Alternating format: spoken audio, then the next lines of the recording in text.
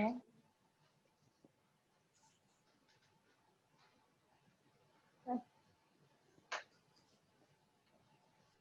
Assalamualaikum warahmatullahi wabarakatuh. Salam sejahtera. Selamat sore semuanya.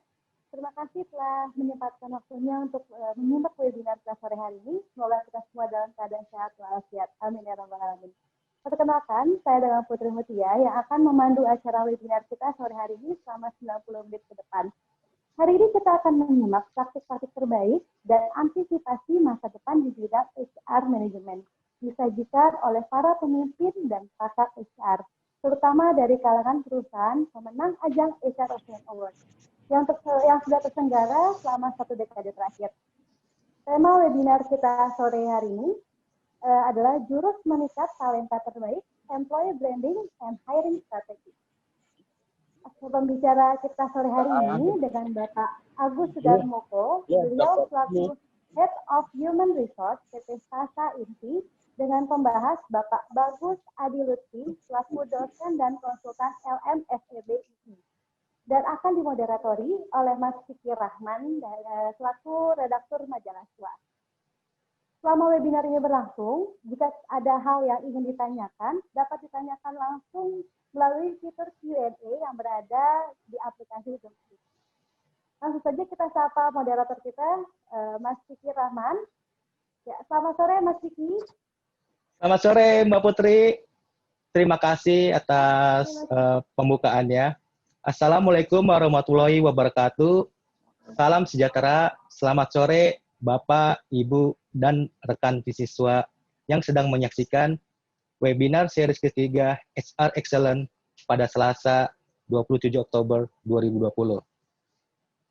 Senang rasanya kita berjumpa kembali di acara webinar ini yang diselenggarakan oleh Majalah SWA bekerjasama dengan Lembaga Manajemen Fakultas Ekonomi dan Bisnis Universitas Indonesia.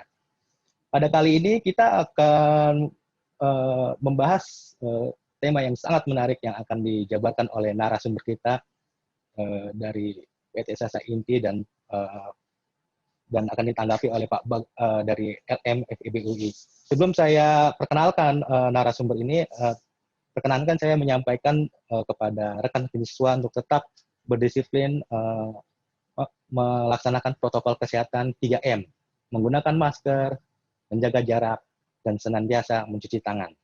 Semoga sehat selalu untuk para rekan siswa, bapak-bapak, ibu-ibu di seluruh Indonesia.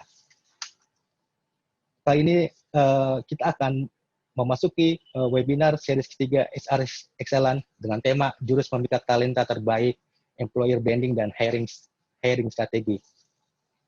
Pada kali ini, saya memperkenalkan narasumber pertama, yaitu Pak Agus Darmoko sebagai Head of Human Resource PT Sasa Inti. Nah, PT Sasa Inti ini dikenal sebagai perusahaan barang-barang konsumsi atau fast moving consumer good. Mungkin rekan siswa tahu ya bumbu Sasa, dan sempat viral tuh videonya di tahun lalu yang mak-mak rebutan rendang gitu, dan itu sangat menggugah komentar-komentar dari warganet. Kali ini kita akan tidak membahas itu, tapi membahas tentang praktik terbaik yang dilakukan oleh PT Sasa Inti untuk memikat talenta terbaik untuk diajak bergabung ke perusahaan ini. Kali ini narasumbernya adalah Pak Agus Darmoko. Nah, beliau itu sudah lebih dari 20 tahun berkecimpung di bidang human resource atau SDM. Karirnya dimulai pada tahun 99 di PT Keramik Diamond Industries. Ketika itu beliau berkarir hingga tahun 2003 sebagai Assistant Manager Human Resource. Kemudian karir Pak Agus berlanjut di tahun 2003 hingga 2009 di PT Carrefour Indonesia sebagai Senior Manager Human Resource, dan karirnya beranjak lagi di PT Heinz Ebis Indonesia pada tahun 2009 hingga 2014 masih menjabat sebagai Senior Manager Human Resource. Pada 2014 karir Pak Agus kian melejit karena Pak Agus hingga saat ini di PT Sasa Inti menjabat sebagai Head of Human Resource Sasa Inti. Bidang kepakaran beliau ini ditunjang oleh best practice yang selama ini Pak Agus jalani di berbagai perusahaan yang saya sebutkan tadi. Dan latar belakang pendidikan beliau adalah tahun 93 atau 97 hingga 97 itu berkuliah mendapatkan gelar sarjana ekonomi di Fakultas Ekonomi Universitas Brawijaya Malang, dan setelah itu beliau melanjutkan kuliah pasca sarjana di tahun 97 hingga 99 sehingga meraih gelar Magister Manajemen di Universitas Gadjah Mada Yogyakarta. Nah, kemudian narasumber kedua pada Selasa sore ini adalah Pak Bagus Adi Lutfi. Beliau adalah dosen dan konsultan di Lembaga Manajemen Fakultas Ekonomi dan Bisnis Universitas Indonesia. Beliau banyak melahirkan atau membagi ide-idenya tentang manajemen SDM di media massa, salah satunya di majalah SWA dengan publikasi yaitu Keyakinan Buta Terhadap Taktik Teknik Manajemen yang diterbitkan oleh majalah SWA pada September 2018. Kemudian Nada Saling Sengkarut, Efektivitas Seleksi Pegawai. Dan artikel ketiga adalah bagaimana organisasi dapat membangun perilaku kreatif, dan Big Boss, Bad Boss, Make the Employee in the Daily Grind. Pak Bagus selain sebagai dosen juga sebagai konsultan, memiliki keahlian di bidang corporate transformation, talent analytics, serta organizational design. Demikian perkenalan singkat narasumber pada Selasa sore ini, yaitu Pak Agus Darmoko dari Head of Human Resources Inti, dan Pak Bagus Adi Lutfi sebagai dosen dan konsultan di Lembaga Manajemen Fakultas Ekonomi dan Bisnis Universitas Indonesia. Tanpa berpanjang lebar lagi, saya perkenankan Pak Agus untuk menjabarkan presentasinya yang bertajuk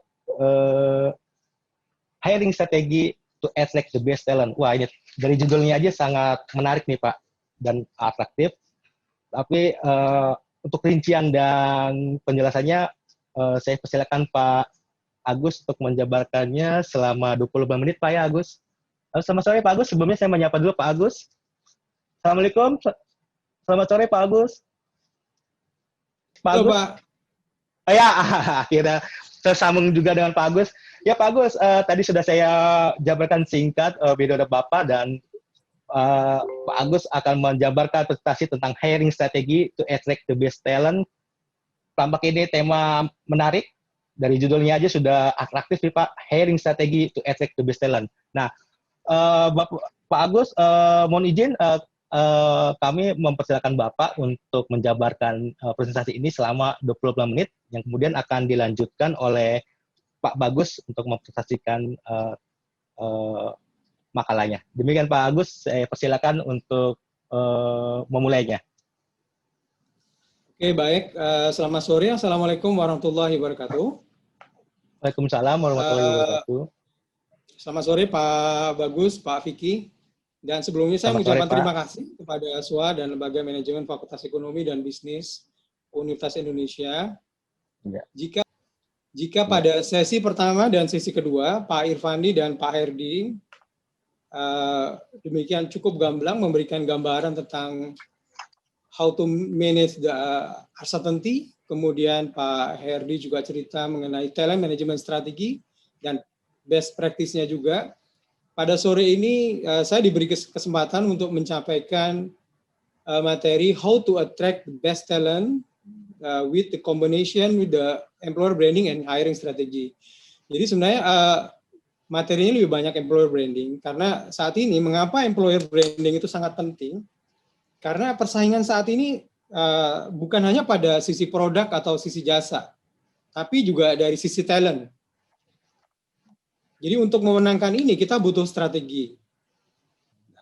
Kalau kita bisa bayangkan, kalau produk dan jasa kita menggunakan marketing strategi, maka untuk talent kita menggunakan employer branding. Jadi employer branding itu pada dasarnya ada sebuah konsep yang biasa diterapkan di perusahaan yang membuat pekerja atau karyawannya menjadi nyaman dan merasa perusahaan tersebut adalah tempat terbaik untuk bekerja. Nah, jadi hari ini saya menyampaikan mengenai best practice yang ada di PT Sasa Inti selama 2019 sampai dengan 2020. Saya akan menyampaikan dulu mengenai Sasa Inti. Jadi Sasa Inti itu berdiri tahun 1968, kemudian di bawah Roda Mas Group. Kita saat ini di bawah Roda Mas Group, jumlah karyawannya sekitar 2.100-an. orang. Kemudian kita punya 3 pabrik yang di Jawa Timur, kemudian di Cikarang, satunya lagi di Sulawesi Utara. Nah, Sasa itu punya 2 kategori besar. Yang pertama itu MSG, jadi orang nyebutnya MSG, monosodium glutamat atau vitsin, micin ya. Kemudian yang lain itu ada non-MSG. Di situ ada coconut, kemudian ada kondimen, kemudian ada seasoning, dan ada stock shop. Jadi itu gambaran mengenai produk Sasa. Nah, kalau kita ngelihat produk, kemudian kita lihat ini SWOT analisis kita di 2019. Ya, kita lihat weakness-nya saja ya, ada strength, ada weakness. Kalau kita lihat weakness kita itu adalah kalau di sisi di sisi finance, itu adalah recruitment cost kita waktu itu sangat tinggi sekali ya. Kemudian kita juga punya time to hire itu more than 45 ya days ya. Kemudian kita juga ada problem di time alignment. Kemudian selain itu kita juga ada isu di threats ya. Threats itu ada di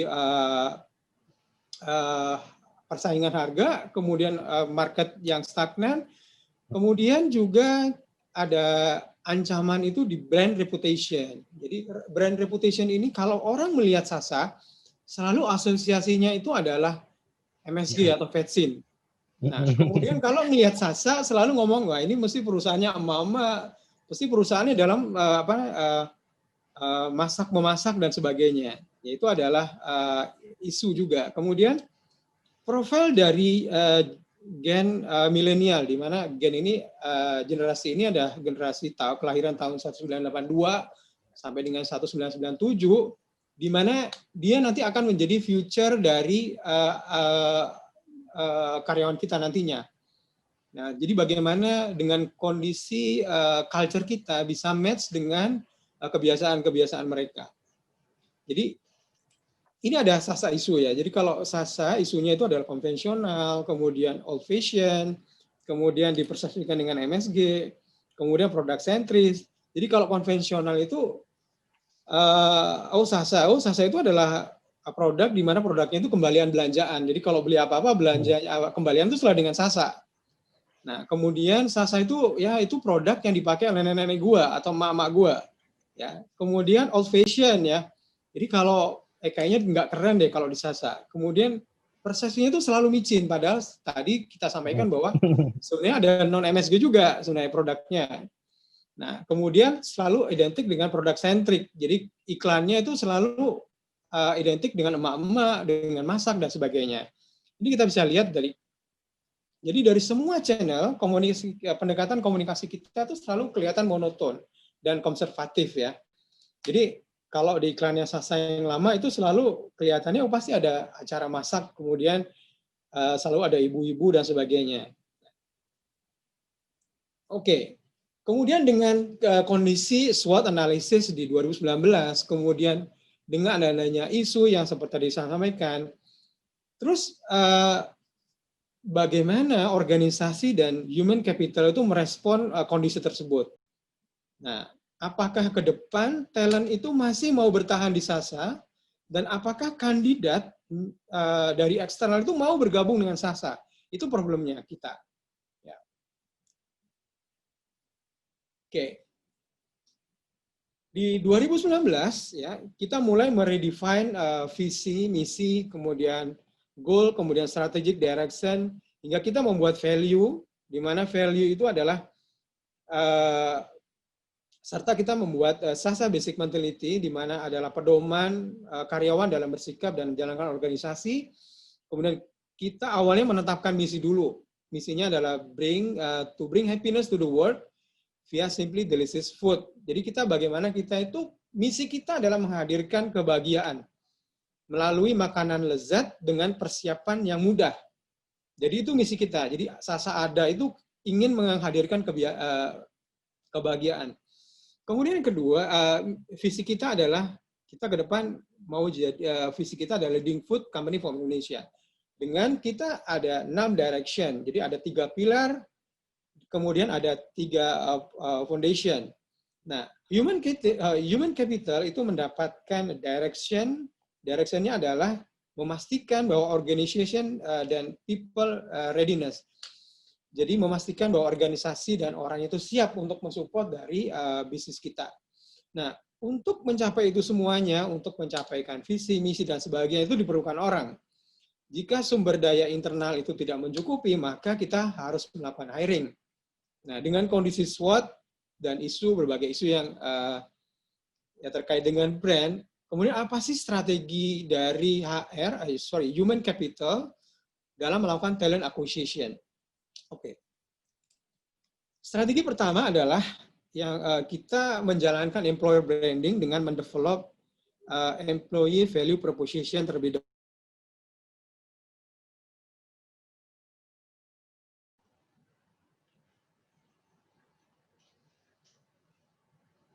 Tampaknya koneksi sedang terganggu. Position. Ya, silakan Ya. Pak.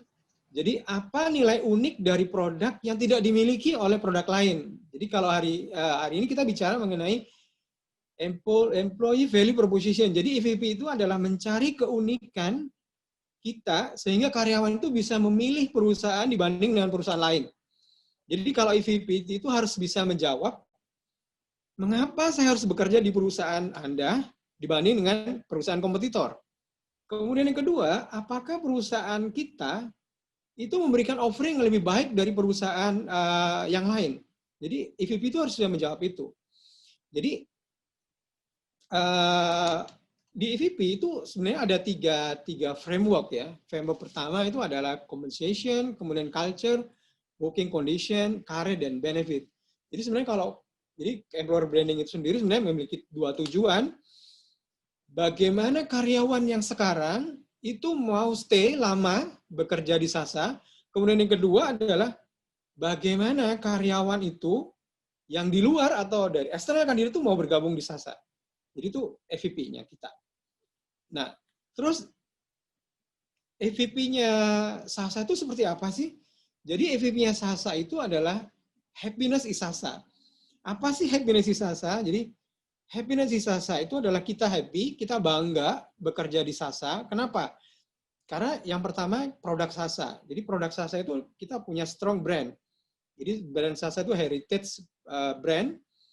Kemudian yang kedua, kita lokal. Jadi lokal. Jadi kita akan membuat Indonesian proud ya.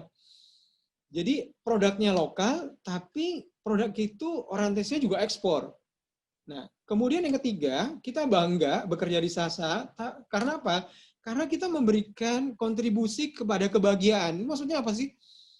Coba kalau kita lihat atau kita lihat sehari-hari, orang itu kalau nunggu makanan itu mesti kan bergembira tuh Pak. Jadi kita bayangkan kalau kita memproduksi makanan, makanan kita itu akan diterima, ditunggu kebahagiaan oleh semua customer kita. Nah, jadi itu. Kemudian kita bangga menjadi bagian dari continuous innovation. Selain itu, kita punya EVP juga working environment. Jadi kita happy karena tim kita kreatif, kemudian kekeluargaan, kemudian work-life blended, kemudian kita punya yang namanya care culture. Jadi kita punya care culture yaitu courageous, action-oriented, respectful, dan enthusiastic.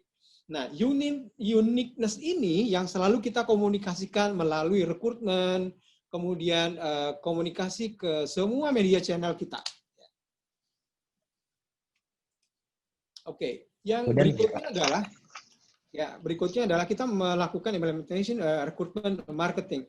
Jadi recruitment marketing ini lebih bagaimana mempromosikan employer branding atau uniqueness tadi lewat media sosial kita. Ya, lewat halaman karir, kemudian company profile, networking events, dan sebagainya. Nah, ini adalah contoh dari implementing recruitment marketing kita. Yang pertama, kita harus buat itu autentik ya.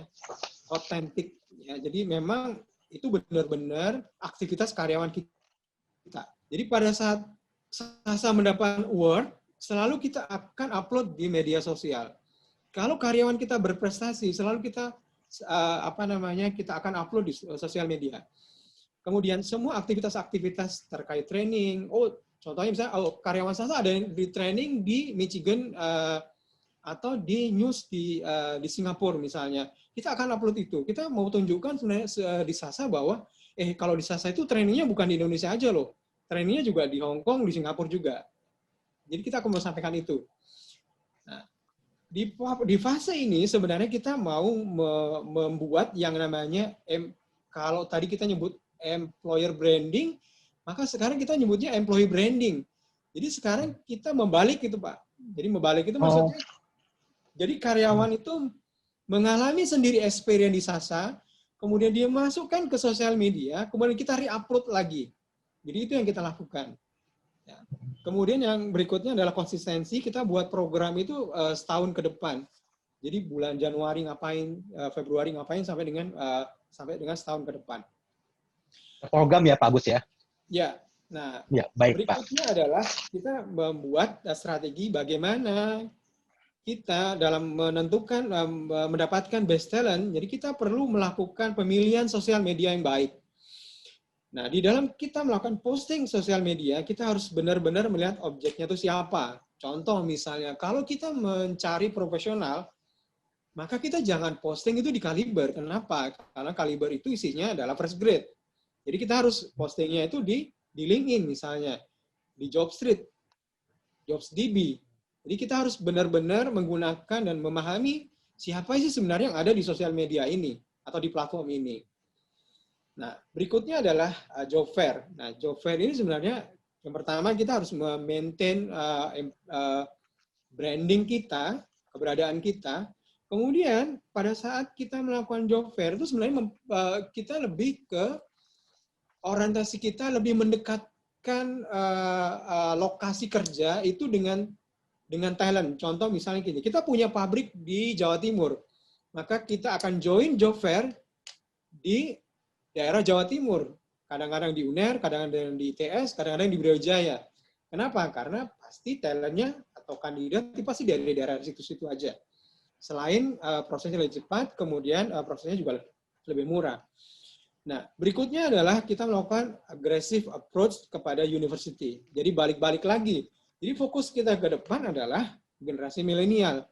Jadi bagaimana kita semakin mendekatkan ke mereka. Strateginya gimana? Kita strateginya membuat storytelling. Apa sih storytelling? Jadi kita membuat, kemarin di bulan Juni kita membuat business case competition misalnya. Jadi kita membuat business case, jadi kita bekerja sama dengan PPM, kemudian kita membuat case, di mana case itu diikuti oleh beberapa universitas. Waktu itu ada 49 universitas yang ikut, ya seluruh Indonesia. Kemudian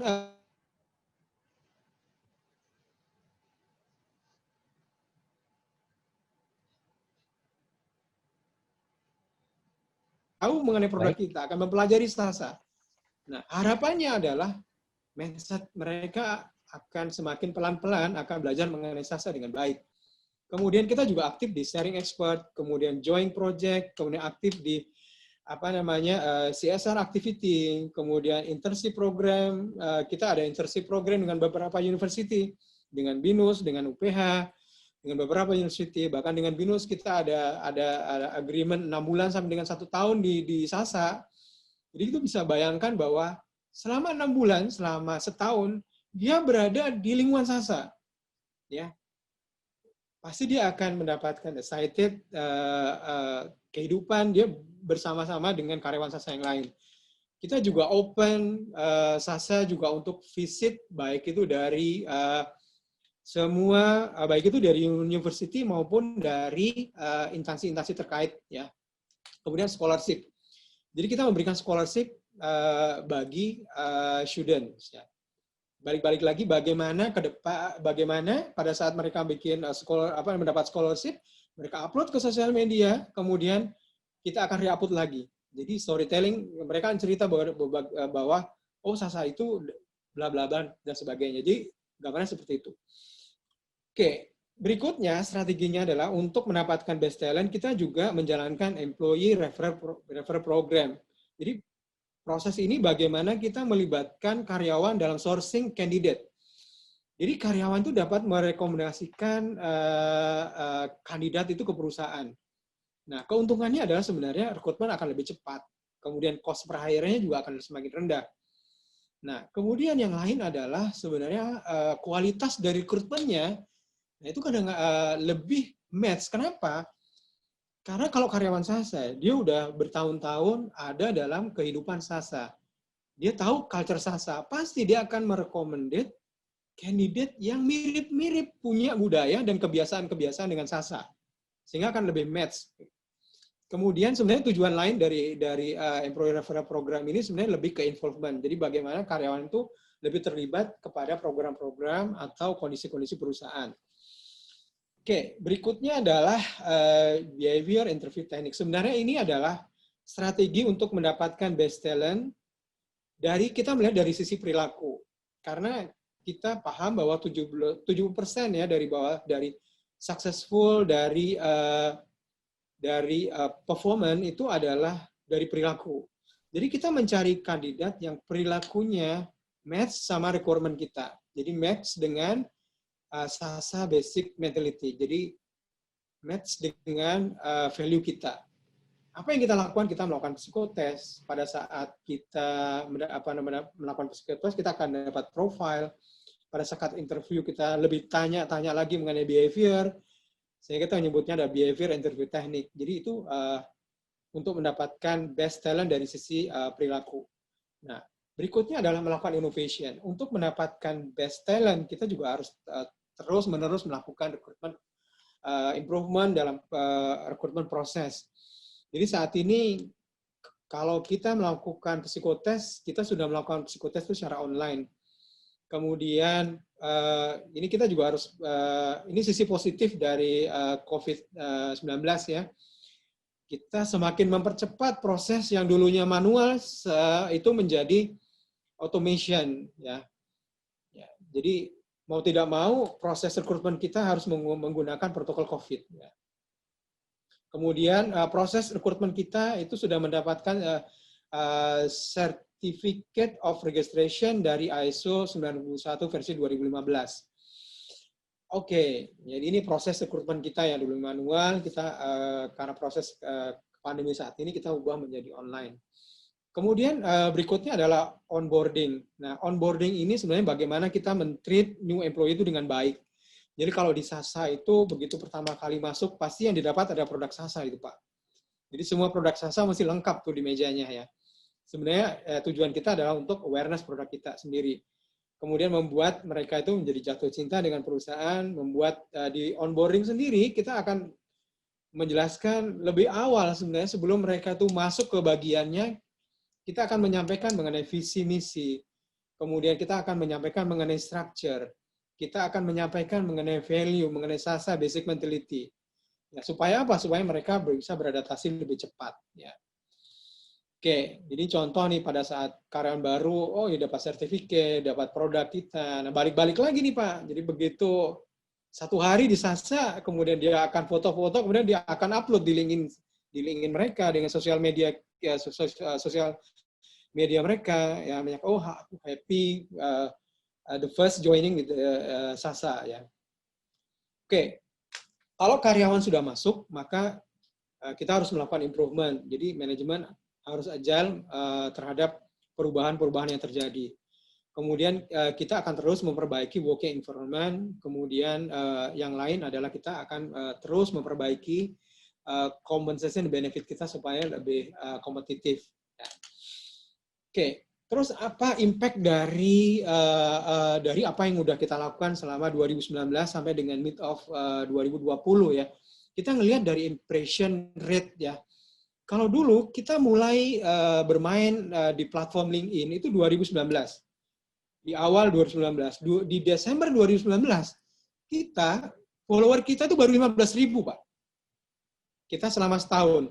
Nah, saat ini kita di end of Oktober, kita saat ini follower di LinkedIn kita udah 75.000. Bisa dibayangkan bahwa kita sangat cepat sekali Pak ya penambahan follower kita di LinkedIn. Kemudian kita melihat juga bagaimana performance kita dalam follower di beberapa sosial media. Kemudian engagement juga rate kita naik. Kemudian juga kita semakin punya banyak database ya, data bank untuk rekrutmen. Kemudian time to hire kita menjadi lebih cepat. Nah, selain itu kita punya brand image baru ya Pak. Jadi kalau sekarang, kalau kita datang ke universitas, misalnya ke BINUS, ke UPH, ya mungkin agak berbeda suasananya dibanding dengan 2 tahun yang lalu, ya.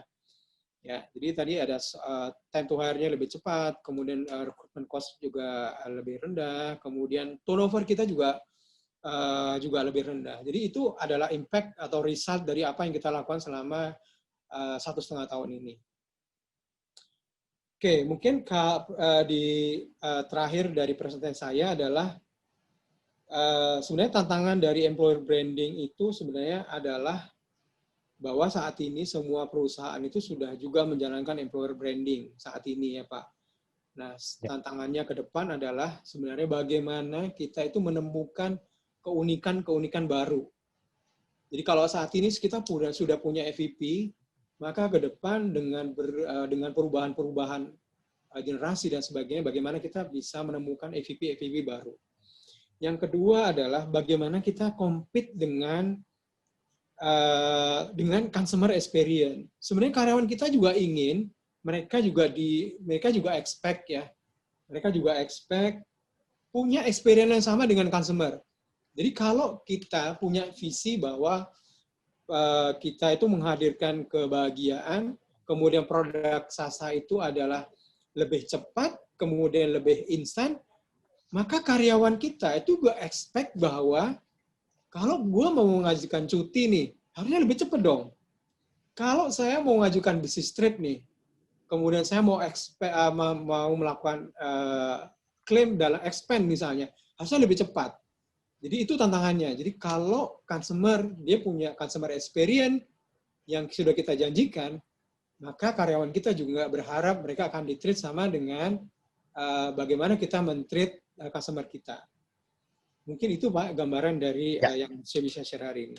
Oke, selamat sore. Terima kasih Pak Agus, penjabaran HR excellent yang sangat bagus yang disampaikan oleh Pak Agus ini pastinya memicu pertanyaan dari para rekan bisniswa. Tapi tahan dulu karena setelah ini akan saya berikan kesempatan kepada Pak Bagus untuk menanggapi gejala dan best practice dari disampaikan oleh Pak Agus untuk memikat talent-talent terbaik.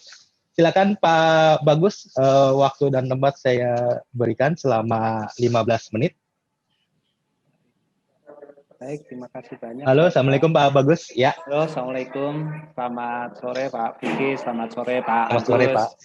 Ya, terima kasih banyak Pak Agus atas share-nya ya sore ini terkait dengan materi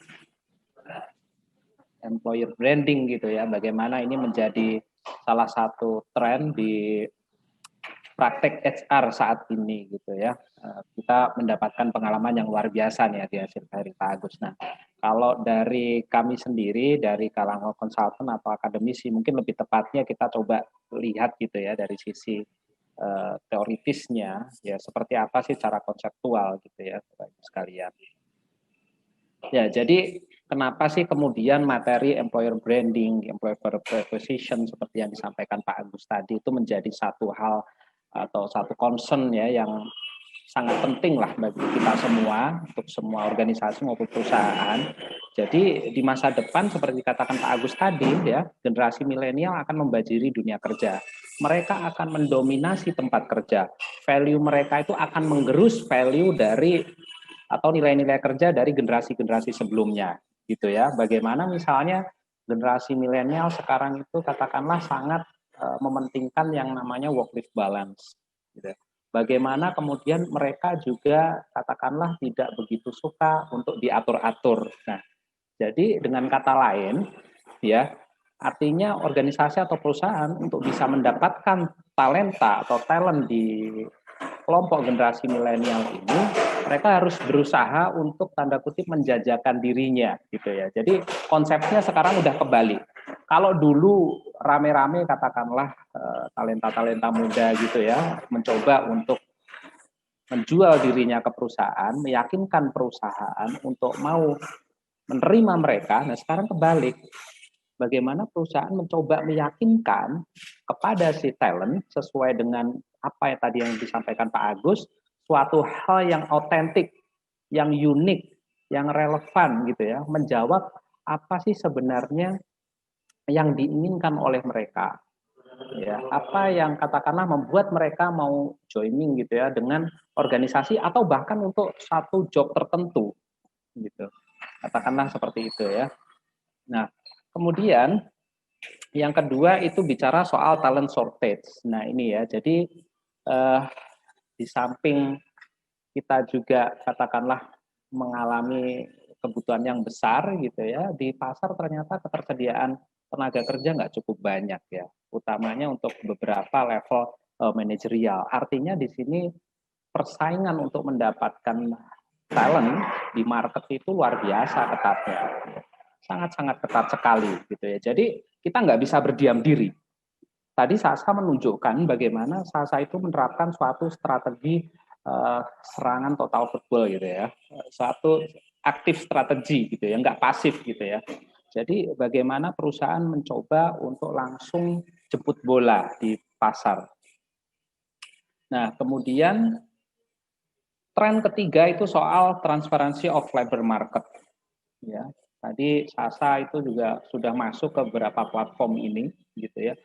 Sebenarnya di platform ini kita bisa belajar banyak gitu ya dari beberapa aplikasi, katakanlah hotel gitu ya, transportasi. Bagaimana sebenarnya talent-talent kita itu nantinya punya kebebasan yang luar biasa untuk tanda kutip itu memberikan suatu testimoni kepada satu perusahaan tertentu atau satu organisasi tertentu lah di mana mereka bergabung gitu ya, yang kemudian itu akan mempengaruhi nilai atau daya tarik perusahaan itu di market karena semua bisa akses tuh komentar-komentar itu. Dia di sana tuh suasananya seperti apa, saya dapat gaji berapa, itu kan sekarang kita bisa akses tuh ya. Orang bisa lihat bagaimana. Jadi memang menjaga namanya nilai yang otentik gitu ya, yang unik itu menjadi sangat penting karena employee value proposition itu sebenarnya lebih mirip kepada psychological contract gitu ya, kontrak psikologis dibandingkan kontrak yang formal gitu. Nah, ini jadi suatu upaya yang luar biasa sebenarnya kalau kita ingin membangun branding kita. Nah, kemudian yang keempat ini new communicative behavior untuk generasi muda. Ya, bagaimana sekarang juga dunia kerja bergeser dari manual worker ke knowledge worker, jadi dapat dipahami kenapa Sasa kemudian harus masuk ke LinkedIn gitu ya. Karena di sanalah kita bisa menemukan koneksi-koneksi atau komunitas yang katakanlah itu kita anggap sebagai qualified talent gitu ya. Dan kemudian kita juga melihat bagaimana tren sekarang bahwa yang namanya pelamar dunia kerja itu nggak lagi kirim CV. Maksudnya nggak kirim CV itu CV-nya bukan dalam bentuk kertas tertulis gitu ya. Apa sih pengalaman saya selama berorganisasi atau data dirinya, tapi kadang juga melalui platform TikTok gitu ya. Jadi mereka mencoba menjual dirinya kepada perusahaan melalui TikTok. Kelihatannya memang arogan, tapi itu style mereka. Jadi perusahaan harus bisa adaptasi dengan ini, gitu ya. Oke, nah jadi ada semacam shifting paradigm gitu ya untuk kegiatan rekrutmen. Jadi nggak bisa lagi kita mengandalkan cara tradisional bagaimana perusahaan itu katakanlah organisasi dia cek dulu di perusahaan ini sebenarnya kita sedang mengalami kondisi yang akut nggak sih terkait dengan kebutuhan untuk mengisi posisi lowong di sana gitu ya. Dan setelah kita cek kan baru bikin iklan gitu kan. Setelah iklan kita terima tuh lamaran-lamaran yang masuk dari katakanlah berbagai channel gitu ya, baru kita lakukan seleksi terus offering kan gitu ya. Artinya kandidat-kandidat yang nggak sesuai dengan wishlist dari perusahaan maka ya ditolak, itu kan cara pertama. Tapi di pendekatan yang baru itu modelnya lain. Jadi kita harus menggunakan pendekatan aktif ya, aktif search. Jadi apapun kondisi perusahaan butuh atau nggak butuh katakanlah orang, maka dia terus berusaha mencari kandidat-kandidat terbaik di market. Makanya di poin kedua di situ ada konsep namanya long term relationship. Nah, ini memang minjem istilah customer relationship di marketing gitu ya. Bagaimana kita mencoba membina hubungan dengan para qualified talent tadi yang ada di market sampai pada suatu ketika kalau ada satu vacancy kita offering gitu. Bahkan barangkali kita harus carikan satu posisi tertentu untuk agar mereka mau join, baru offer. Jadi nggak nungguin posisi kosong baru kita jual, tapi kita jualan dulu. Ya, jualan dulu, kita bangun relationship, kayak tadi ya, bagaimana aktivitas-aktivitas yang dilakukan Sasa di kampus, dengan storytelling segala macam, itu kan building relationship ya. Nah, suatu ketika kita butuh, kita punya database, kita offer. Ya. Jadi nggak bisa lagi kita pakai satu pendekatan tradisional lewat iklan kerja saja pada saat ini. Nah, jadi prosesnya kemudian berubah gitu ya. Bagaimana kita harus identifikasi di perusahaan critical talent target group-nya ada di mana. Lalu kita mau jual apa gitu ya. Value proposition kita apa, employer branding kita apa, baru melakukan active sourcing ya.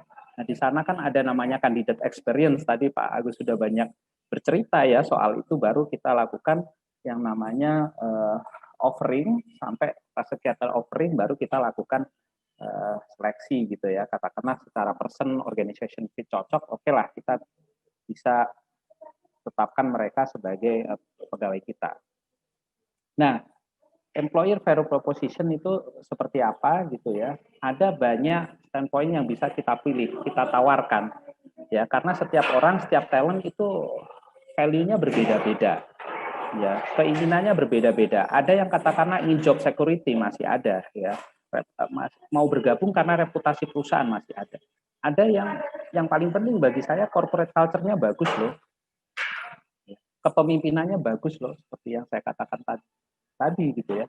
Milenial nggak suka tuh tempat kerja yang bosnya suka ngatur-ngatur gitu ya, suka tanda kutip ngerecokin kerjaan mereka. Jadi kalau bagi mereka tuh supervisi dianggap sebagai satu pelecehan tanda kutip ya, meragukan kapasitas mereka. Nah itu beberapa hal yang bisa dipilih ya. Apa kita mau jualan purpose terkait dengan tugasnya itu sendiri, rekan kerja maupun benefitnya.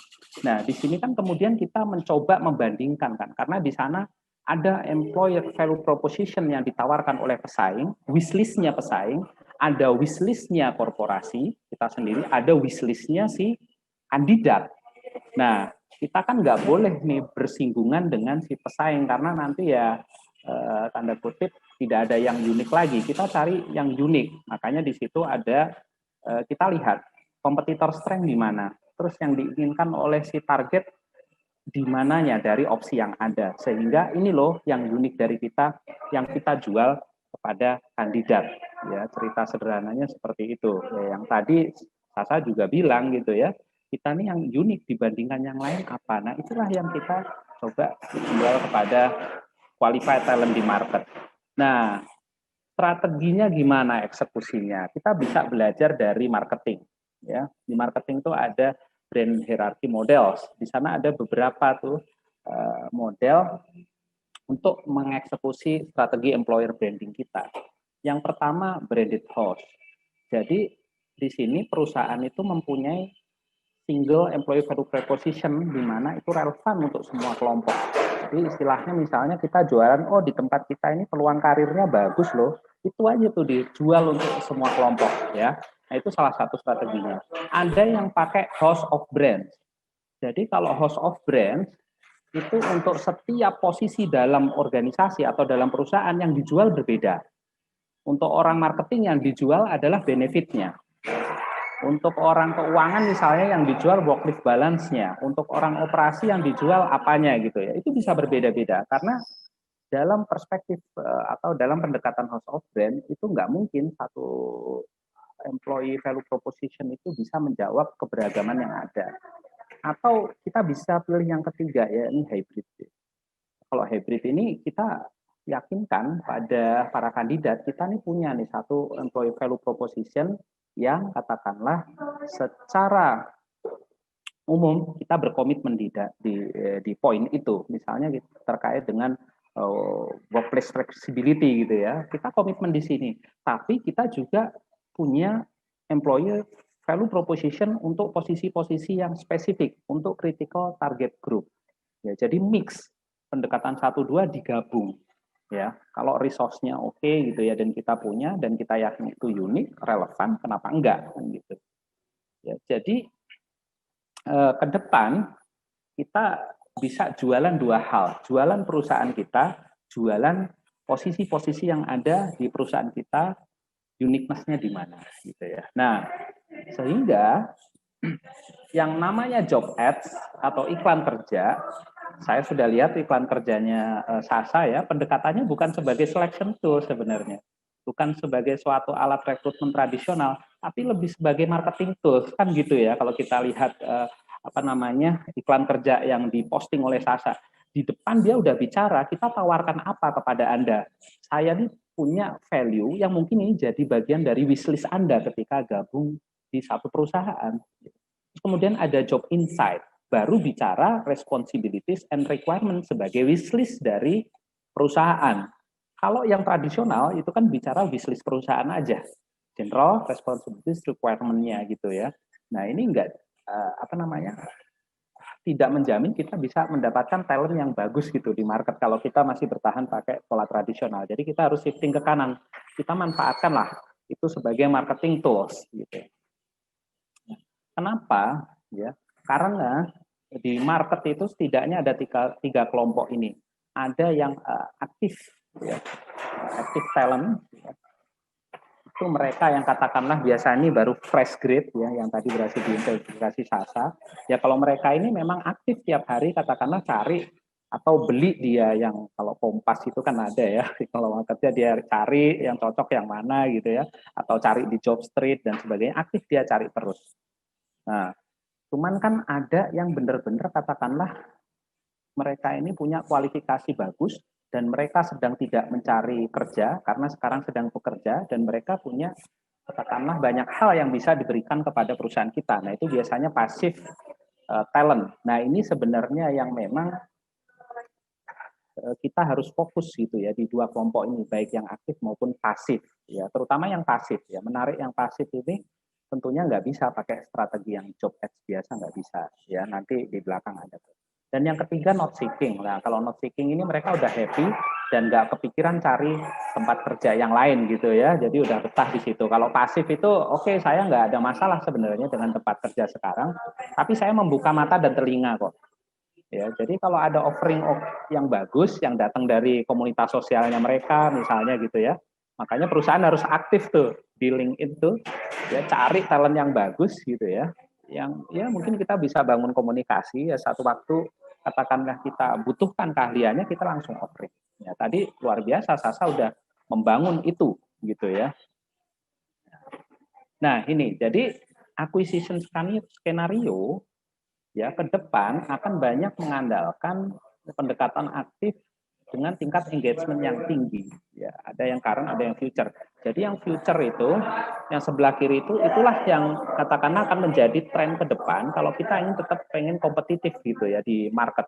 Tadi bagaimana Sasa juga menjalankan strategi employee referral gitu ya.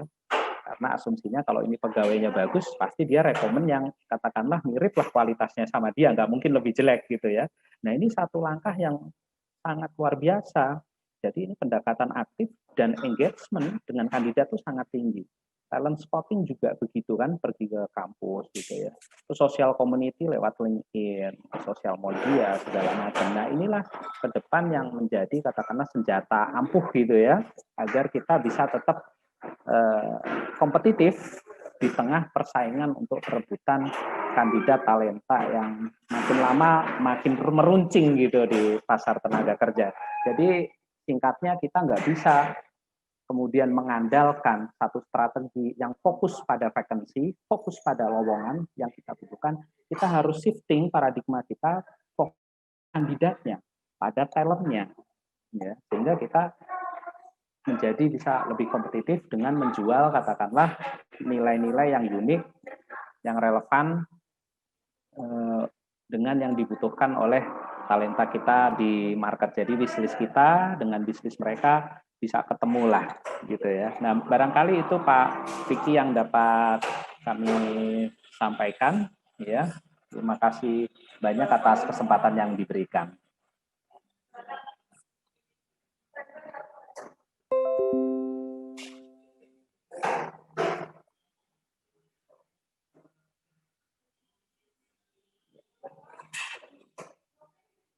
Masih di mute Pak Vicky. Baik Pak Agus, terima kasih Pak Bagus atas penjelasannya. Kali ini kita akan masuk sesi tanya jawab, tapi sebelum saya bacakan pertanyaan, izinkan saya baik Pak yang pernah dilakukan Sasa selama tahun 2019 hingga sekarang Pak. Misalnya menjaring talenta di kampus A, kampus B, atau dapat dari LinkedIn, terus pengalaman itu menyokong lah Pak ya, fondasi dari strategi Sasa dalam menjaring talenta terbaik Pak. Silakan Pak Agus. Oke. Mungkin kalau kita yang Bapak sampaikan mungkin kita bisa rasakan saat ini ya Pak ya. Iya. Di masa pandemi seperti ini.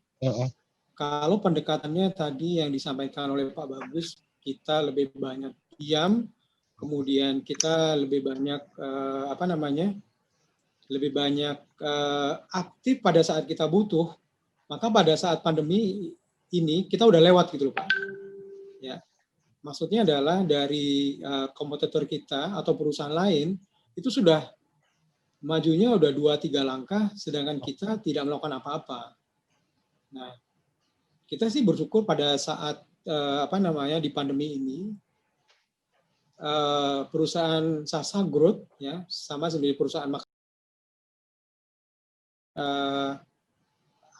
penambahan karyawan. Nah, pada saat penambahan karyawan ini kita melihat bahwa impact dari employer branding itu bisa kita rasakan saat ini. Ya, jadi pada saat mungkin bisa dilihat di LinkedIn Sasa, pada saat kita rilis satu atau kita put satu vacant position, itu yang view itu pasti lebih dari 30.000. Ya. Kemudian yang komen itu pasti lebih dari ya hampir 50 komen ya. Yang itu tidak pernah kita dapatkan di 2019. Ya. Kita yakin bahwa itu terjadi karena aktif dari strategi yang kita 2019 ini kita tuai ini baru di 2020 pada saat pandemi seperti ini. Itu sih Pak Vicky ya Pak. Ya Pak, Pak Agus, saya mencermati bahwa akun LinkedIn Sasa itu emang followernya 70 ribuan lebih Pak ya. Tadi Bapak sempat menyampaikan bahwa 2019 masih 15 ribuan ya. Baiklah, saya lanjutkan pertanyaan dari peserta webinar dari rekan mahasiswa, yaitu dari Pak F. Minahyo Wisnu Aji. Apa saja tolak ukur employee branding yang dikategorikan sukses? Mungkin pertanyaan ini ditujukan ke Pak Agus dan juga Pak Bagus ya. Ini, Pak Agus dulu menyampaikan, nanti kemudian dilanjutkan oleh jawaban dari Pak Bagus. Demikian Pak Agus, silakan. Oke, terima kasih Pak Winahyo ya Pak ya. Jadi ya, apa sih sebenarnya key performance indicator bahwa employee branding kita itu successful atau tidak ya? Yang pertama adalah dalam kita melakukan tadi employer branding itu kan mesti ada tahap-tahapannya. Yang pertama adalah bagaimana strategi execution-nya itu delivery on time atau tidak, implementasi atau tidak. Nah, itu yang pertama. Nah, kemudian yang kedua adalah kalau tadi kita melakukan employer branding, kemudian kita menggunakan platform di sosial media, kita bisa melihat dari performance dari sosial media tersebut. Kita bisa melihat dari berapa yang view pada saat kita sedang put di satu news, kemudian pada saat kita put vacant position, kita bisa lihat tuh bagaimana reaksinya. Nah, kita bisa lihat dari situ. Jadi performance dari semua sosial media kita.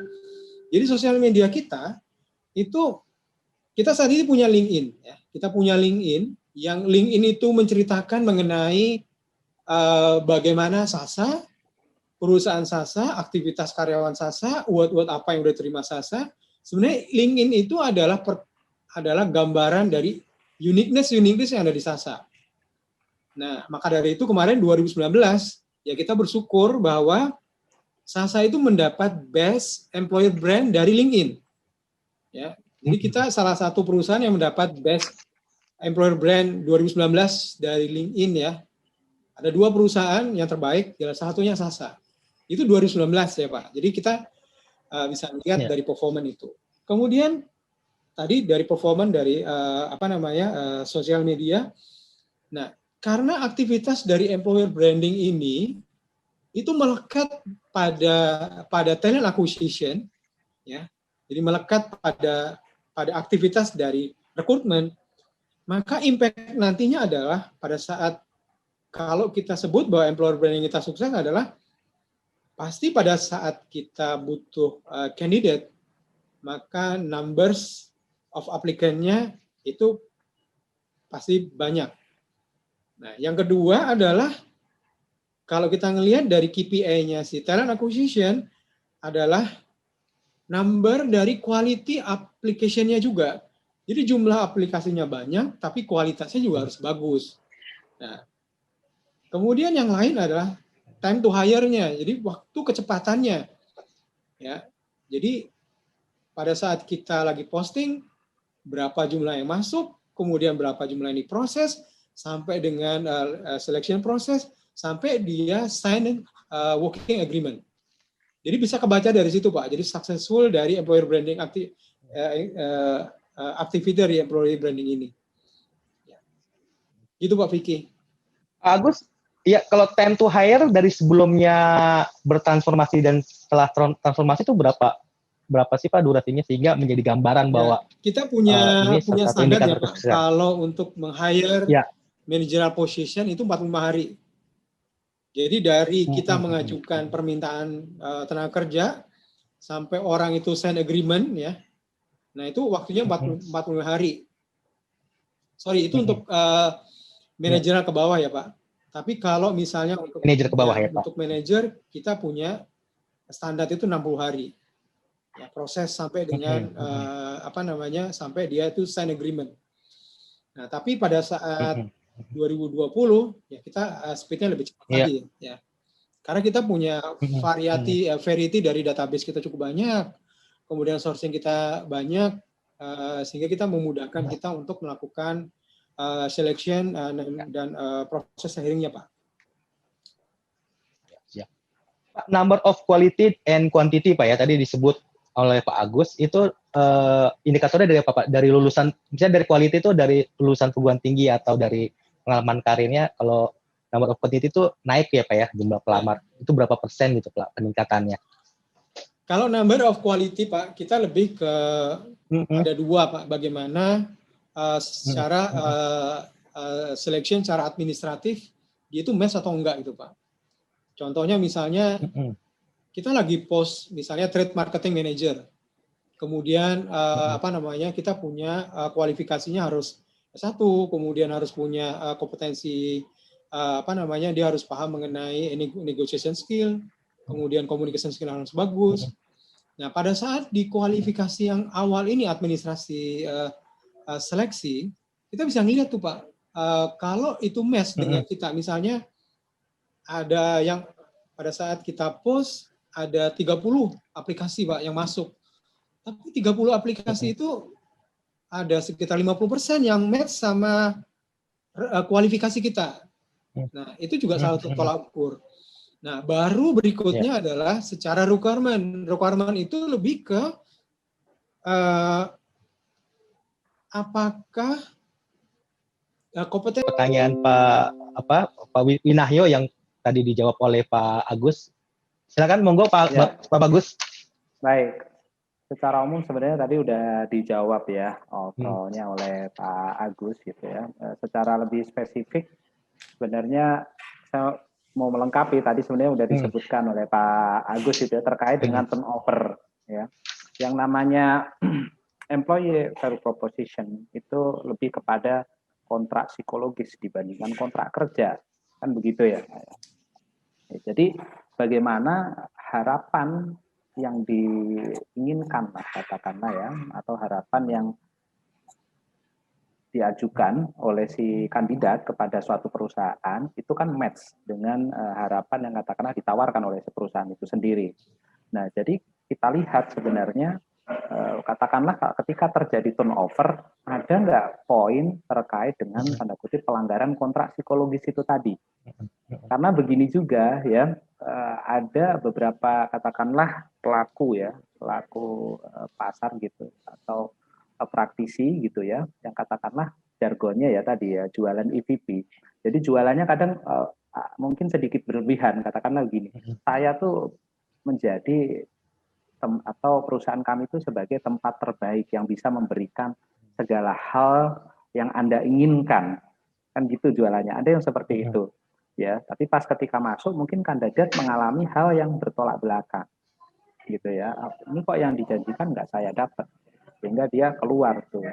Nah, ada perusahaan yang memang dia terkait dengan employer branding ya, ekstrim lainnya itu kan bicara soal saya nggak mungkin sih menjadi seperti apa yang diinginkan semua orang, gitu ya. Saya ini aja, apa namanya?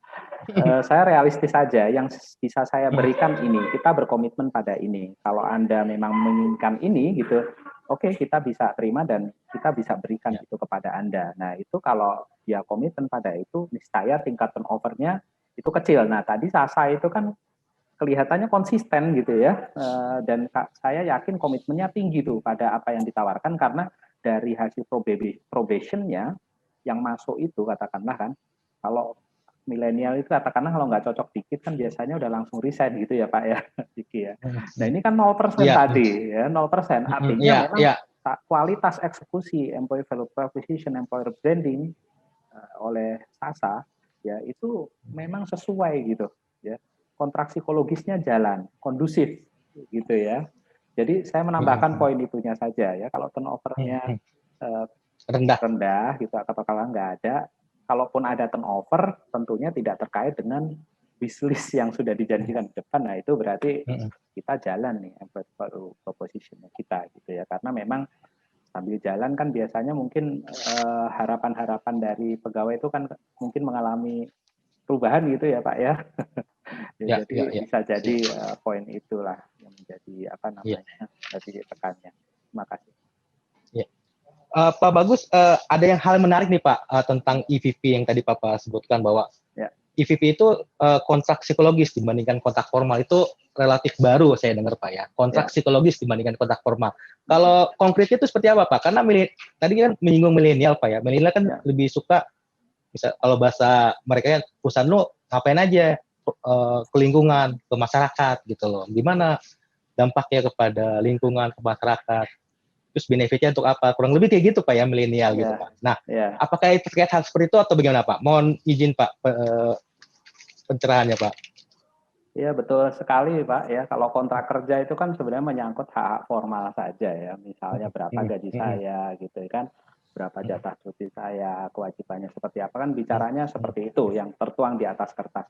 Tapi kan kalau soal komitmen terhadap isu lingkungan sosial segala macam dengan si kandidat itu kan lebih kepada ya tadi Pak, apa namanya, bagaimana value tadi ya dari si perusahaan yang tidak tanda kutip secara tertulis itu ditandatangani dengan si kandidat, tapi dia berkomitmen di lapangan seperti apa. Jadi semacam janji-janji gitu ya Pak ya. Saya punya janji, tapi basisnya adalah kepercayaan. Kalau kontrak formal itu kan basisnya ketidakpercayaan Pak. Karena saya nggak percaya sama kamu, maka yuk kita bikin kontrak. Kalau Anda melanggar kontrak, maka kita putus nih kontrak kita, kan gitu ya. Tapi kalau kontrak psikologis, basisnya kan belief nih. Ya, basisnya trust. Karena saya percaya pada Anda melakukan itu, ya udah kita nggak perlu kontrak formal sebenarnya. Selama kepercayaan ini Anda jaga, ya saya tetap bersama Anda. Kan begitu ya Pak ya? Iya. Nah, siap Pak Bagus. Ya, kemudian ke Pak Agus Pak ya, terkait hal tersebut Pak, tentang kontrak psikologis, apa yang ditemukan oleh Sasa Pak, khususnya dengan milenial Pak, ketika melakukan rekrutmen atau sudah melakukan rekrutmen terkait EVP sebagai kontrak psikologis dibandingkan kontrak formal.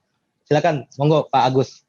Ya, saya sependapat sekali ya yang disampaikan Pak Bagus. Sebenarnya EVP itu sebenarnya kita menyentuh tuh dari segi psikologisnya si kandidat, si Pak, talent ya Pak. Jadi EVP itu lebih ke kontrak psikologis.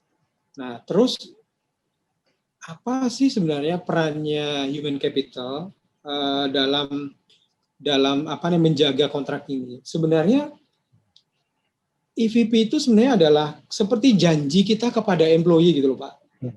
Nah, karena kita udah janji, maka kita harus menjaga supaya janji itu ditepati.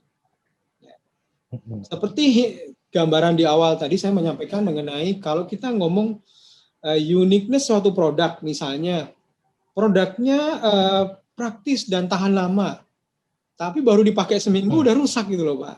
Berarti kan kita sebagai si employer itu tidak menepati janjinya.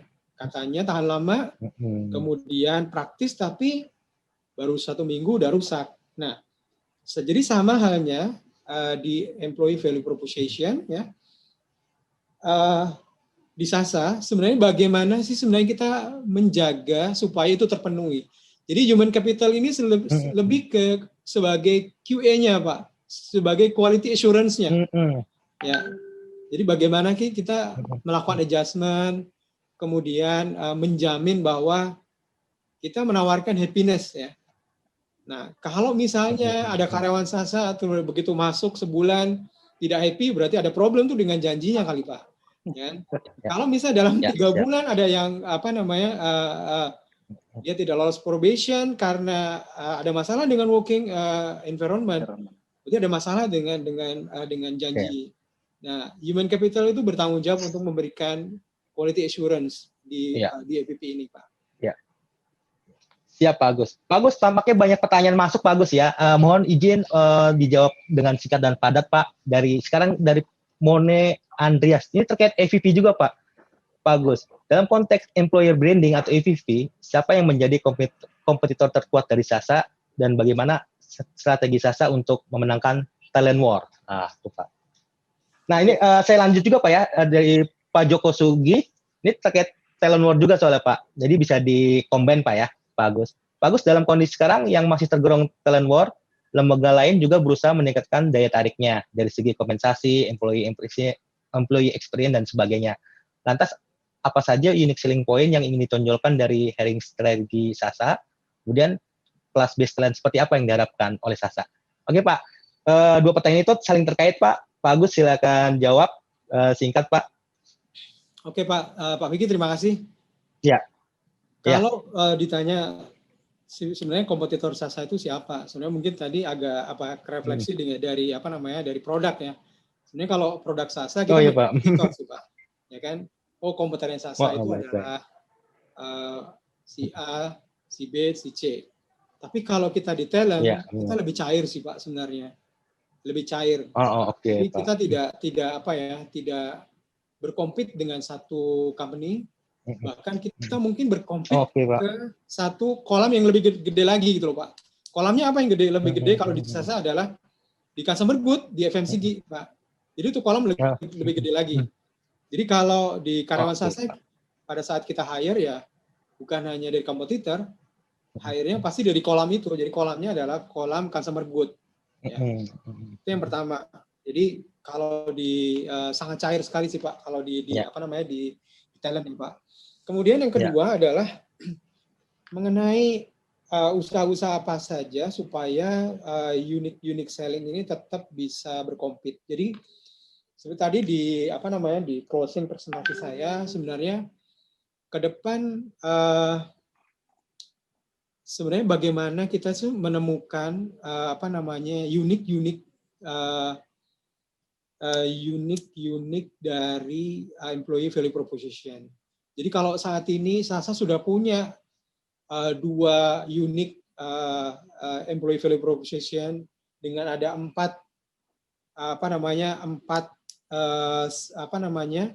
nilai-nilai yang ada di bawahnya.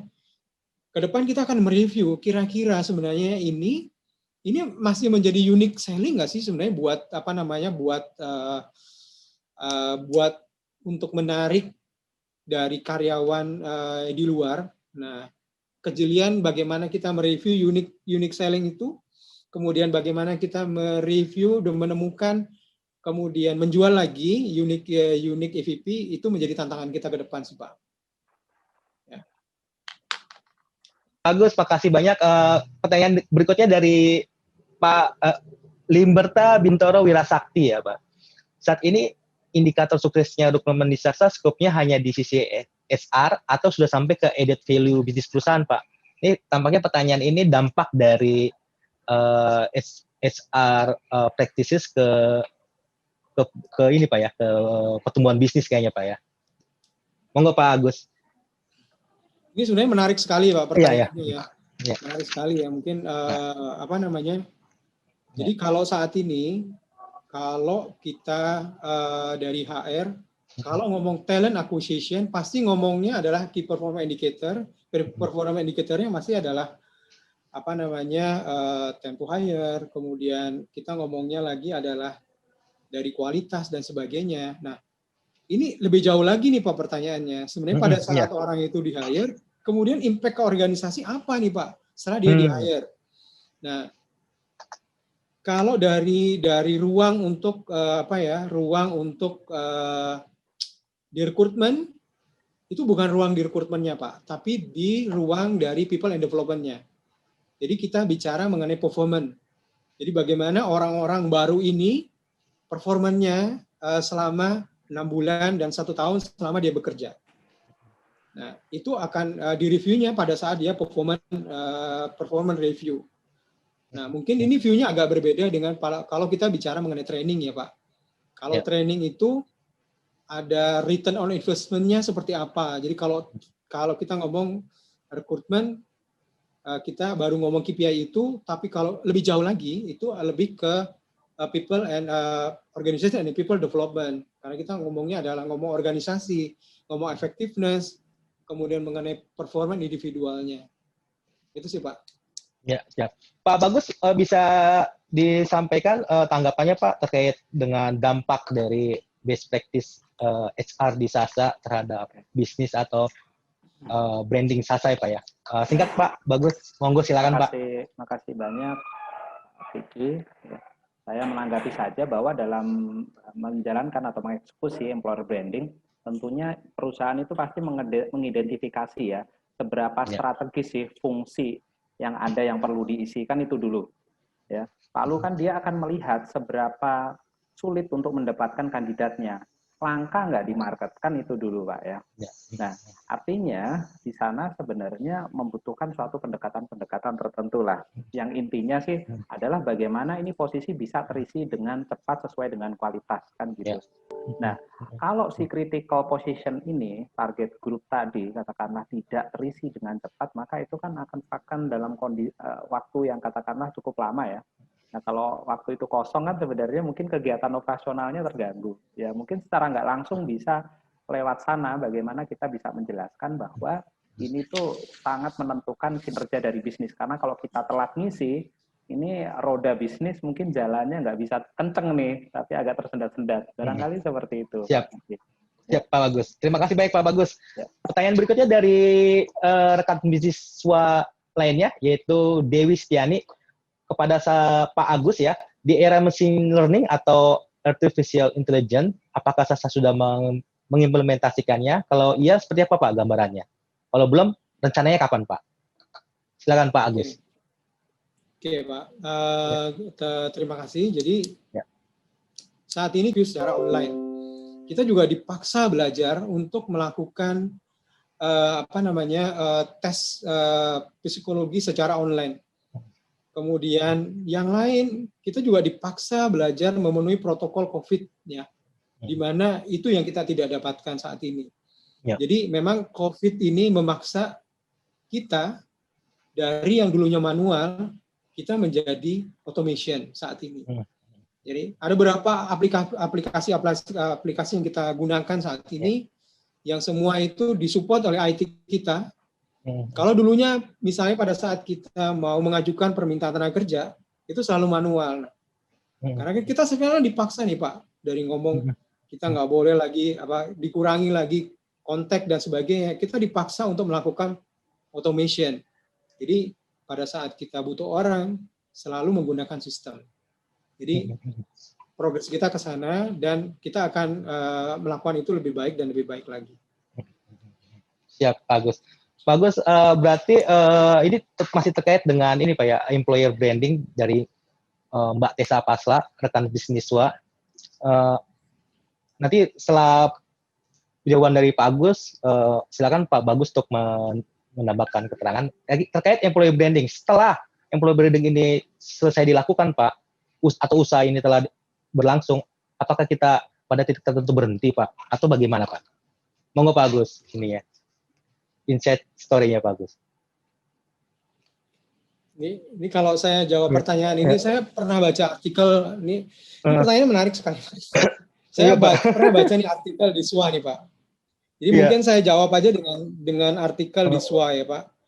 Di mana waktu itu SWA menulis, yang nulis waktu itu tentang kaliber juga, mengenai fenomena di beberapa negara, di mana kelompok milenial itu enggan bekerja di perusahaan dengan perusahaan besar atau korporasi besar.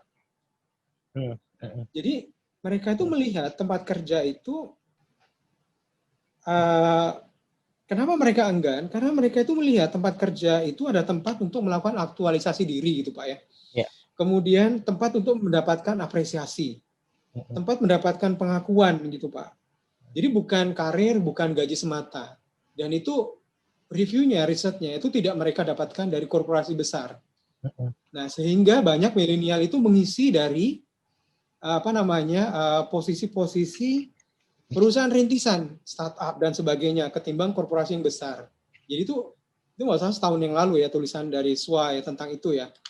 Nah, jadi ingat dari pertanyaan tadi sebenarnya kita itu nggak bisa berhenti Pak melakukan employer branding. Ya, kita nggak bisa berhenti melakukan employer branding. Ya, kita akan terus-menerus untuk menemukan EVP baru, uniqueness baru. Kenapa? Karena dari need-nya atau dari karakter dari talent itu juga berubah gitu loh Pak. Jadi kalau kita diam nih sebagai korporasi, kita merasa jumawa, kita udah gede dan sebagainya, kita nggak perlu melakukan employer branding, maka yang terjadi adalah generasi kita atau generasi the future organization mungkin tidak melihat itu sebagai tempat yang menarik untuk bekerja gitu Pak. Karena satu mereka juga nggak tahu sebenarnya koperasi besar itu aktivitas di dalamnya apa gitu Pak. Justru kalau di startup, oh iya ya lebih bebas, kemudian lebih ada pengakuan, kemudian lebih nyaman kondisinya dan sebagainya. Mungkin itu sih Pak. Silakan ditanggapi Pak Bagus tentang jawaban dari Pak Agus. Ya, baik. Ya, terima kasih. singkat Pak. Jadi, baik. Employer branding ini intinya sih harus terus dilakukan, nah, sama seperti merek suatu produk gitu ya. Ketika dalam kurun waktu tertentu aja itu tidak terlihat, katakanlah di media, maka ya orang akan lupa. Ya. Terus kemudian konteks kedua tadi juga semakin menguatkan ya, bagaimana talenta itu sekarang lebih suka ke perusahaan-perusahaan rintisan. Padahal di perusahaan-perusahaan gede, katakanlah seperti Sasa itu banyak hal yang bisa ditawarkan. Mereka bisa belajar dari orang-orang yang lebih berpengalaman gitu ya di perusahaan. Beda dengan startup, karena startup itu kan baru merintis bersama. Dengan siapa mereka belajar? Dari mana mereka bisa dapatkan pengalaman lebih katakanlah ya untuk bisa manage atau membangun suatu sistem karena baru-baru sama-sama belajar. Tapi ya itu tadi gitu ya. Usaha HR sekarang lebih berat untuk perusahaan-perusahaan besar ya seperti Sasa karena di samping harus meyakinkan orang untuk tetap bertahan gitu ya di perusahaan, kemudian juga bagaimana berusaha alignment strategi ke bawah, mereka sekarang juga harus mau nggak mau tadi Pak terus jualan gitu ya, terus jualan menawarkan value-value-nya karena yang generasi-generasi baru ini memang ada kecenderungan menyukai bisnis rintisan atau startup itu tadi ya. Jadi nama besar pun sekarang nggak menjamin Pak, karena memang value-value tertentu itu bisa dipenuhi oleh perusahaan startup. Jadi memang harus terus gitu ya, employer branding itu dilakukan. Berkesinambungan ya Pak Bagus dan Pak Agus untuk melakukan employee branding Pak ya, karena talent war semakin ketat dan sengit gitu Pak ya, Pak Bagus dan Pak Agus ya. Iya betul sekali. Siap. Lanjut ke pertanyaan berikutnya dari rekan bisnis SWA, Fandi Juniarsyah Pratama. Apa tugas HR manajemen sebuah perusahaan ketika ada kondisi seperti saat ini, maksudnya COVID ya Pak ya, terhadap pegawai dan karyawan? Apakah ketika ketahui bahwa perusahaan lain melakukan pengurangan pegawai dan karyawan, apakah Sasa melakukan itu, PHK? Itu pertanyaan pertama Pak. Dan kedua adalah ketika kondisi sudah kondusif, apa kembali normal, apakah perusahaan akan melakukan rekrutmen kepada mantan pegawai yang PHK atau mencari kandidat lainnya. Alasannya apa saja, Pak? Itu pertanyaan khusus ditujukan ke Pak Agus, Pak ya. Ini terkait yang tadi Bapak sebutkan, Pak ya, di masa pandemi ini malah justru melakukan rekrutmen ya, Sasa, Pak. Tapi untuk informasi lebih rinci, monggo Pak Agus untuk dijelaskan pertanyaan nomor 1 dan 2 dari Fandi Juniarsyah Pratama. Oke, terima kasih Ya. Pak Fandi atas pertanyaannya. Ya. Sebenarnya dalam masa pandemi ini tadi udah kita sampaikan bahwa Sasa tidak melakukan pengurangan karyawan, Pak. Malah kita menambah karyawan. Di 2020 malah kita nambah pabrik, Pak, gitu loh, Pak. Jadi yang lain itu pengurangan, kita malah nambah pabrik gitu, Pak. Jadi kita nambah pabrik, 1 pabrik di Sulawesi Utara itu di bulan April 2020. Otomatis pada saat kita nambah pabrik, yang kita lakukan adalah rekrutmen. Ya, Pak. Nah, kemudian tadi yang berhubungan dengan pertanyaan yang pertama, sebenarnya dengan kondisi COVID ini sebenarnya apa sih learning point yang kita yang kita bisa pelajari? Sebenarnya ini waktunya kita mulai melakukan tadi ya, kita mulai melihat lagi mengenai skill set employee. Ya, skill setnya employee, kemudian kita belajar lagi mengenai operasional kita. Bagaimana kita itu belajar dengan kondisi COVID seperti ini, bagaimana kita lebih efektif dan sebagainya. Nah, proses yang kita lakukan adalah melakukan automation. Pada saat terjadi automation, maka akan ada perubahan skill set, Pak. Yang dulunya misalnya satu mesin itu, misalnya di HRD dulu ada proses yang manual, kemudian sekarang menjadi proses automation misalnya. Terus orang yang minus manual ini bagaimana? Ya yang kita lakukan adalah kita harus mengubah skill setnya.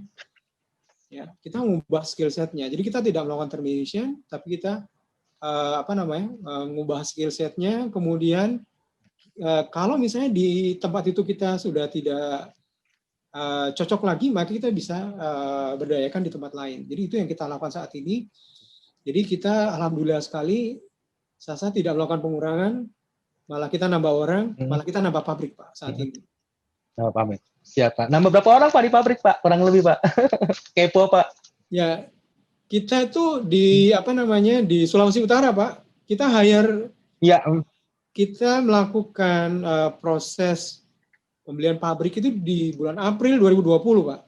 Iya. Karyawannya sekarang 900 orang, Pak. 900, Pak ya. Ya. Siap, baik, Pak. Terima kasih banyak. Kita nanti di bulan Desember ya, Pak. Siap, Pak. Oke. Baik, terima kasih Pak Agus dan Pak Bagus.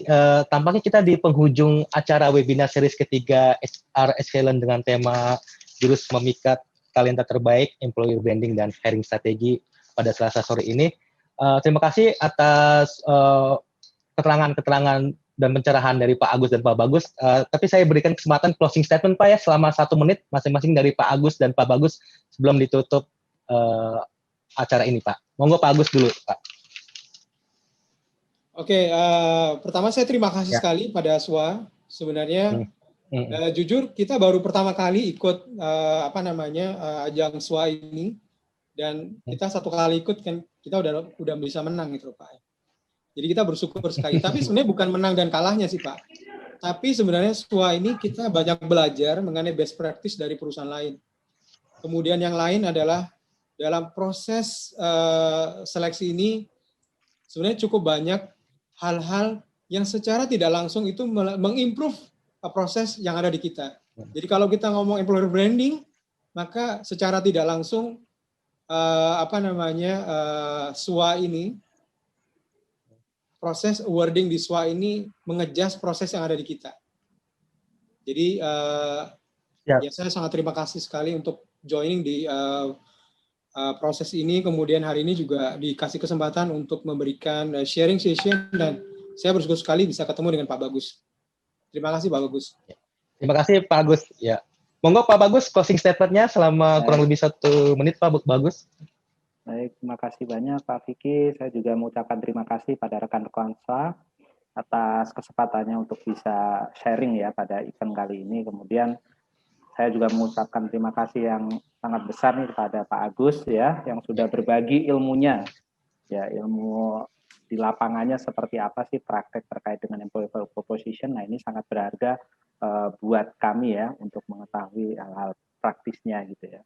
Dan secara umum kalau dari kami ya ke depan memang kita tidak bisa mengandalkan yang namanya traditional hiring ya. Traditional hiring itu maupun traditional recruitment itu mungkin hanya bisa untuk pekerjaan yang katakanlah sifatnya itu talenta di market itu cukup banyak lah ya, tidak terjadi kelangkaan. Yang kemudian untuk posisi-posisi yang katakanlah tidak cukup strategis, tapi untuk posisi-posisi yang sangat strategis kita sangat susah mencarinya. Nah itu nggak bisa lagi, maka kita harus menggeser dari vacancy approach ke talent fokus atau candidate fokus gitu ya. Mungkin itu saja Pak Vicky. Terima kasih Pak Bagus. Terima kasih banyak Pak Bagus atas informasinya. Terima kasih juga rekan mahasiswa yang sudah menyaksikan webinar series ketiga ini, dan disimpulkan bahwa di era disrupsi digital ini pola dan perubahan PT Sasa Insi dalam melakukan rekrutmen itu patut diapresiasi karena melakukan transformasi dari hal-hal konvensional ke kreatif rekrutmen dengan berbagai macam cara seperti pergi ke kampus, ke media sosial dan sebagainya.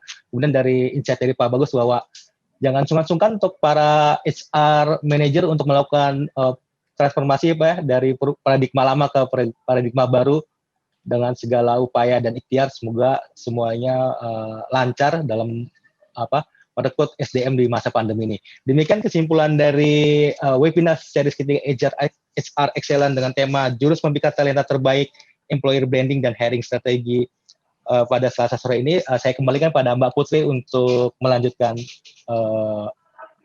acara ini. Silakan Mbak Putri. Ya, terima kasih Mas Vicky Untuk telah menutup memandu acara.